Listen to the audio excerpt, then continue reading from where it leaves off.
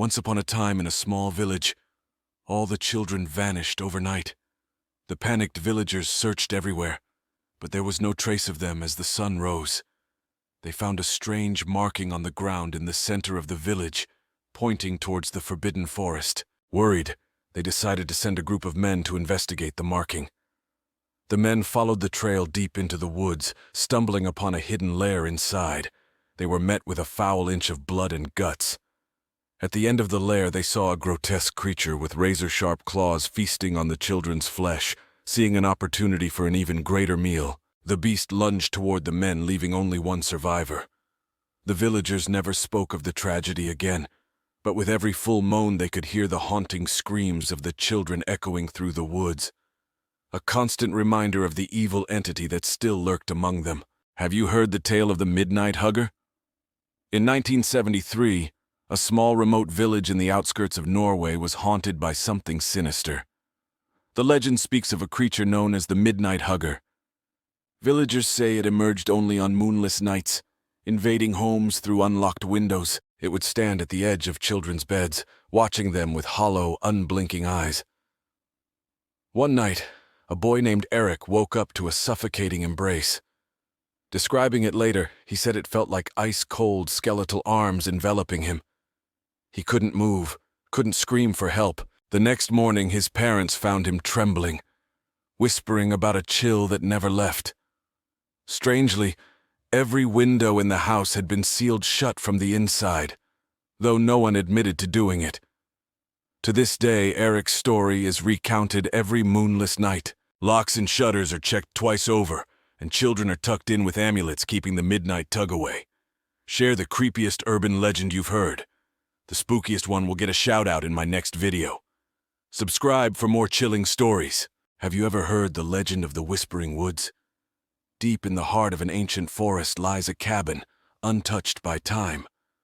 Locals say that anyone who dares to enter never returns the same. John was a skeptic, drawn to the eerie stories.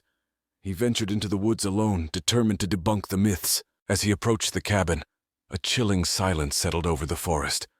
No birds, no wind, nothing but eerie whispers that seemed to come from the trees themselves. Inside the cabin, John found old photographs scattered across the floor.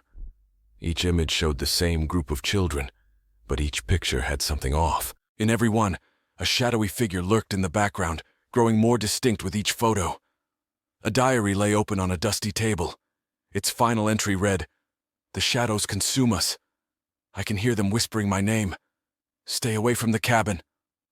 John's heart raced as a cold breath brushed his neck. He turned, but no one was there. The whispers grew louder, and the shadow in the photograph seemed to come alive.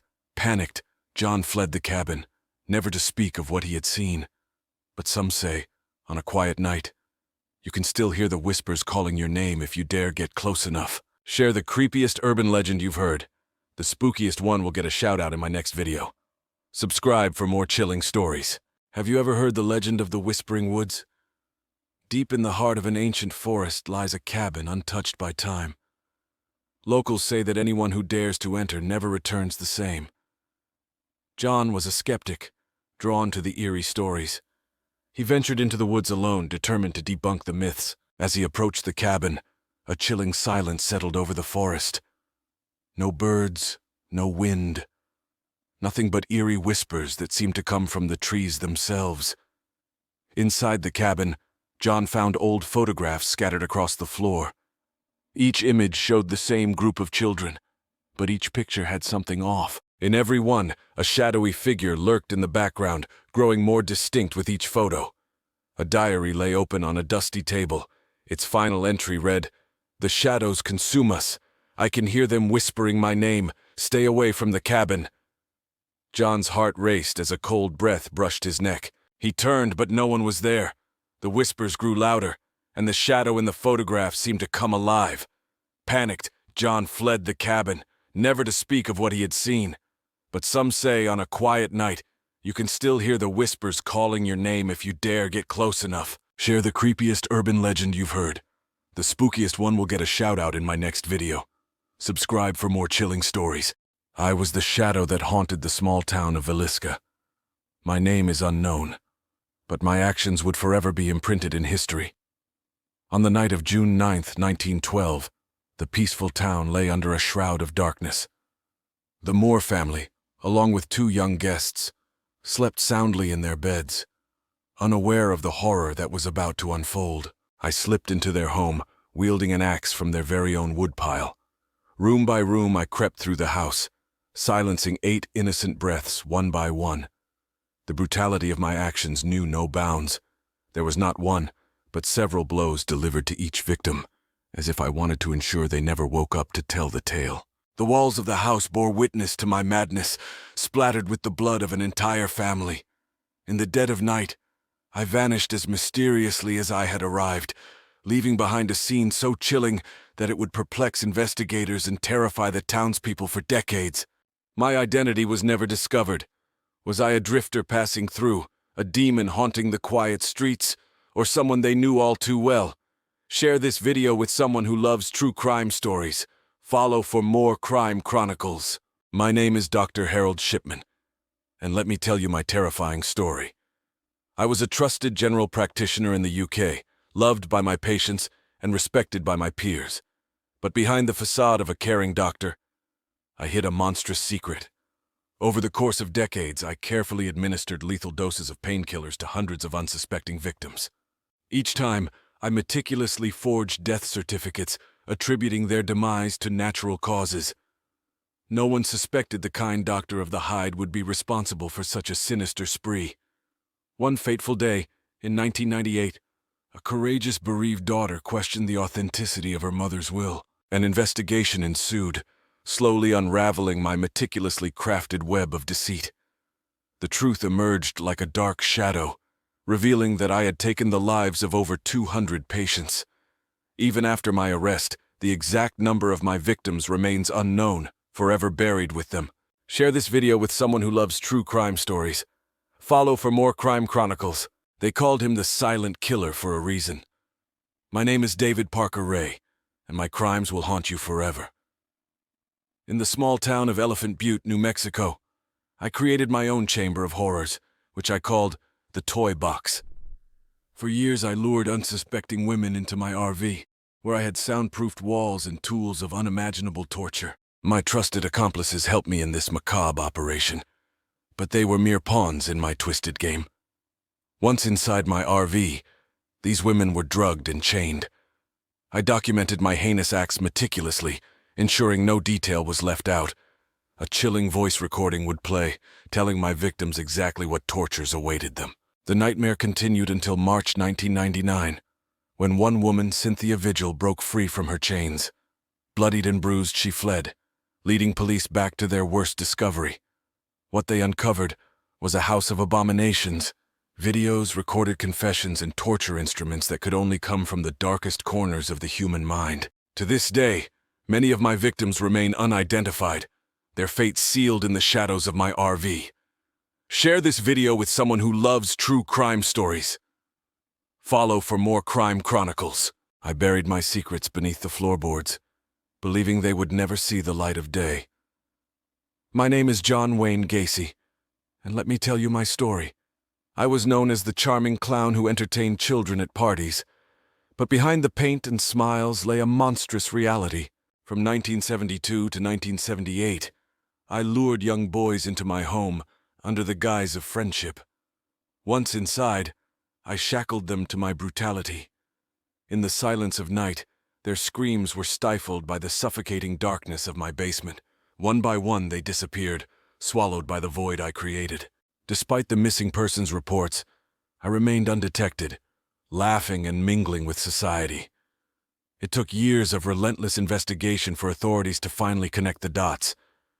When they unearthed my hidden chamber of horror, they discovered the remains of 29 boys, each a heartbreaking testament to my double life. My mask was ripped away, revealing the grotesque truth. Share this video with someone who loves true crime stories. Follow for more crime chronicles.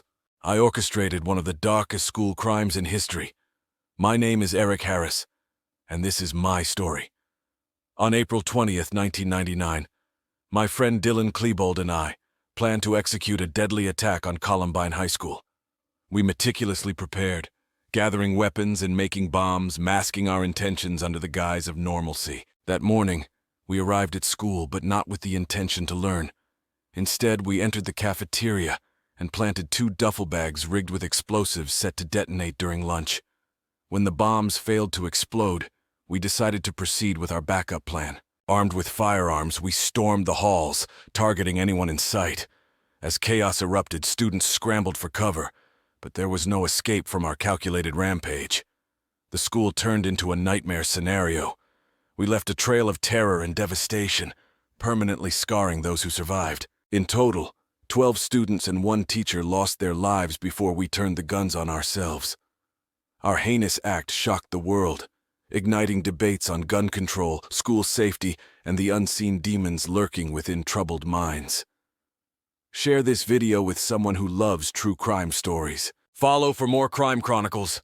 My name is Albert Fish, and I am known as the Brooklyn Vampire. My story is one of horror and unspeakable acts. Born in 1870, I grew up in an environment overshadowed by mental illness and depravity. As I aged, my hidden sadistic desires began to surface. In 1928, I met 10-year-old Grace Budd and her family. I lied to her parents, telling them I wanted to take Grace to a birthday party. They trusted me, never imagining the darkness I harbored.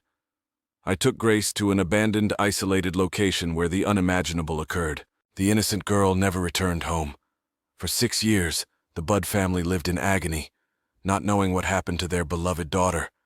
But then, in 1934, I sent them an anonymous letter, detailing every horrific act I perpetrated against Grace. That letter led the police straight to me. My capture didn't end the horror. I reveled in recounting my sins during interrogations. Ultimately, I was sentenced to death by electric chair.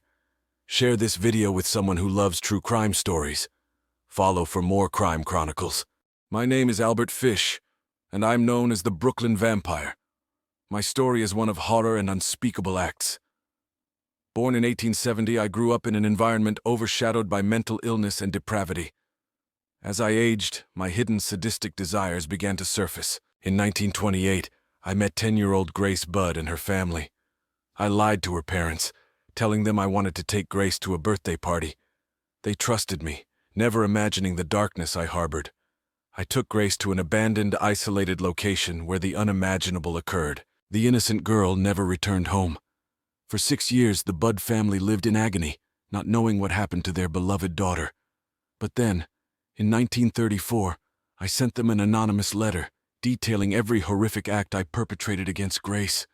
That letter led the police straight to me. My capture didn't end the horror.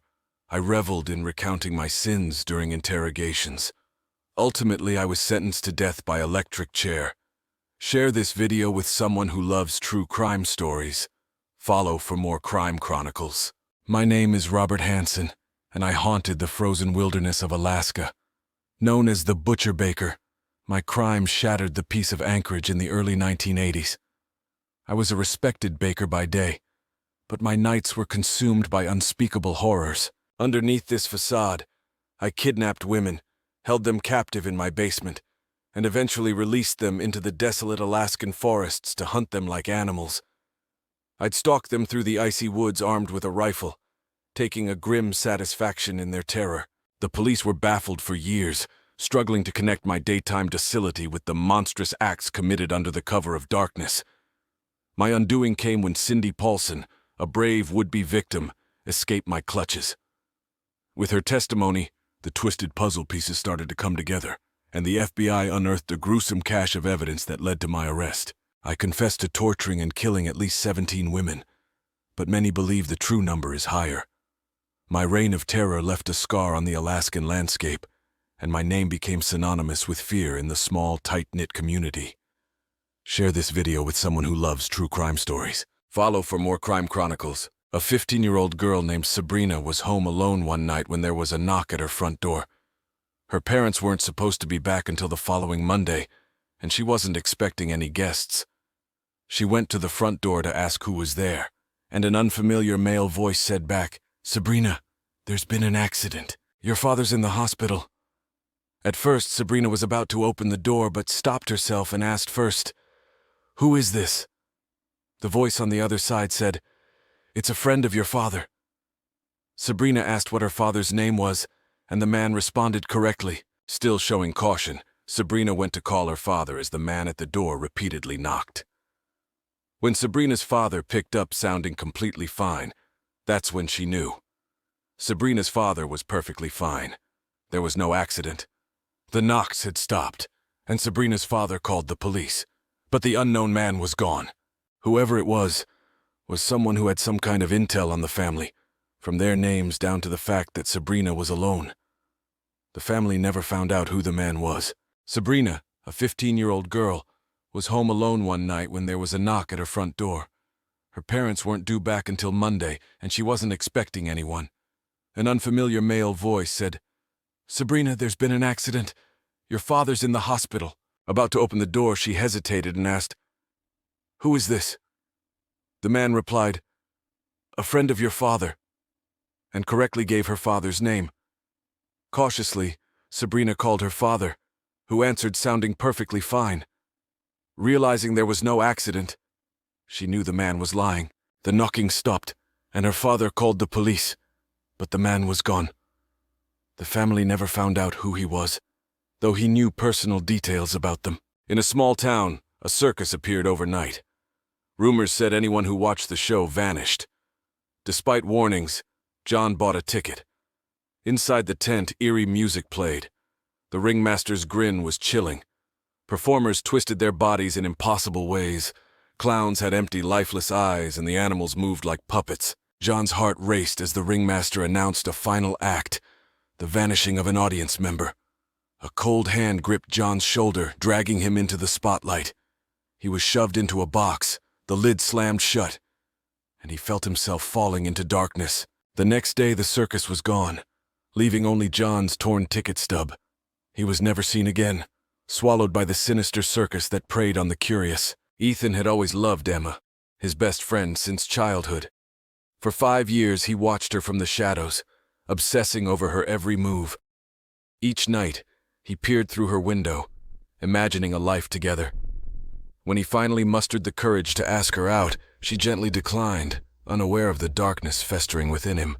Rejected and consumed by jealousy, Ethan's love twisted into something monstrous. One cold, moonless night, he slipped into Emma's house, his heart pounding with a mix of sorrow and determination. She awoke to find him standing over her bed, his eyes wild with desperation. "Why?" she whispered, tears streaming down her face. "I can't let anyone else have you," he replied, his voice breaking. With trembling hands, he ended her life, her final breath a haunting whisper in the silent room. As the weight of his actions sank in, Ethan cradled her lifeless body, realizing too late that his love had destroyed the one person he cherished most. Alone and broken, he was left with nothing but the echoes of his own madness. Ethan had always loved Emma, his best friend. For 5 years, he watched her from the shadows, obsessing over her every move. When he finally asked her out, she gently declined, unaware of the darkness within him. Consumed by jealousy, Ethan's love twisted into obsession. One cold night, he slipped into her house. She awoke to find him standing over her bed, eyes wild. "Why?" she whispered, tears streaming down. "I can't let anyone else have you," he replied. With trembling hands, he ended her life. Cradling her lifeless body, Ethan realized too late that his twisted love had destroyed everything. Alone and broken, he was left with nothing but his own madness. In a forgotten town, the Circus of Shadows appeared at midnight, led by the twisted Mr. Jingles. He kidnapped people, dressed them as clowns, and forced them into deadly acts for a ghostly audience. One night, an accountant was tied to a spinning wheel as darts flew. Another night, a teacher walked a greased tightrope over lions. The grand finale always had Mr. Jingles reveal his latest victim, ending their life amid ghostly laughter. By dawn, the circus vanished, leaving nightmares. Mr. Jingles moved on, his dark circus spreading fear wherever it went. James had always been a cautious gambler. It was a cold, rainy night when he walked into the casino for what he swore would be his last game. Fate, however, had other plans. He won a substantial sum, enough to change his life. But when he returned home, Drenched and weary, he found his wife Claire gone, along with the money. Desperation turned to fury, and fury turned into a vow. James would get his revenge, but before he could act, he was found dead under mysterious circumstances. The police ruled it a heart attack, but whispers in the town spoke of something more sinister. Some said he died of heartbreak, others murmured of betrayal. Claire, now living off James's winnings, tried to bury her guilt. She moved to a new city, bought a new house, and tried to start anew. But James wasn't done with her. From beyond the grave, he sought his retribution. It began subtly. The temperature in the house would drop suddenly, and Claire would feel an icy hand graze her cheek. Shadows danced in the corners of her vision, always just out of sight.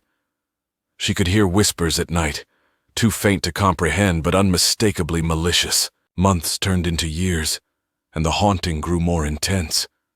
Objects moved on their own, doors slammed shut, and mirrors shattered without warning. Claire's sleep was plagued with nightmares of James's face, twisted with rage, looming over her. She could hear his voice, accusing and relentless. "You stole my life!" Desperate, Claire sought help from priests, psychics, and paranormal investigators. But nothing worked. The entities she contacted confirmed her worst fears. James was not just haunting her. He was bound by a deep-seated need for vengeance. The money she stole was cursed, and as long as she possessed it, his wrath would never cease. On the 10th anniversary of James's death, Claire decided she could bear it no longer. She packed a suitcase with what little she could carry, abandoning the house and the cursed money within it. But as she drove away, a dark realization hit her. The haunting wasn't bound to the house. It was bound to her. Her car sputtered and died on a deserted stretch of road. The night was eerily silent. Claire felt a familiar chill as she stepped out, the air around her turning frigid. She saw him then, James's ghostly figure, illuminated by the pale moonlight. His eyes burned with a cold fury. "You can't escape me, Claire," he whispered, his voice a chilling echo. "I will have my revenge." Panicked, Claire ran through the woods, branches clawing at her skin, her breath coming in ragged gasps. James was relentless, his apparition appearing in front of her, beside her, behind her. Each time she saw him, his form grew more tangible, more real. She stumbled into a clearing and found herself at the edge of a cliff. The drop was sheer, the rocks below jagged and unforgiving. Claire turned to face James, her eyes wide with terror. "Please, James, forgive me," she pleaded, tears streaming down her face. James's ghost stepped closer, his hand reaching out. Claire felt the coldness seep into her bones as his fingers brushed her skin. His grip tightened, and she felt herself being pulled towards the edge. "Forgiveness was never an option," he hissed. With a final desperate scream, Claire was pushed over the edge. She fell, her mind a whirlwind of fear and regret. Her body crashed against the rocks, and the world went dark. James stood at the cliff's edge, watching the waves claim her. Slowly, his form began to dissipate, his vengeance finally sated. The ghost of a once loving husband turned into an avenging specter, faded into the night, leaving behind only the whisper of a broken promise.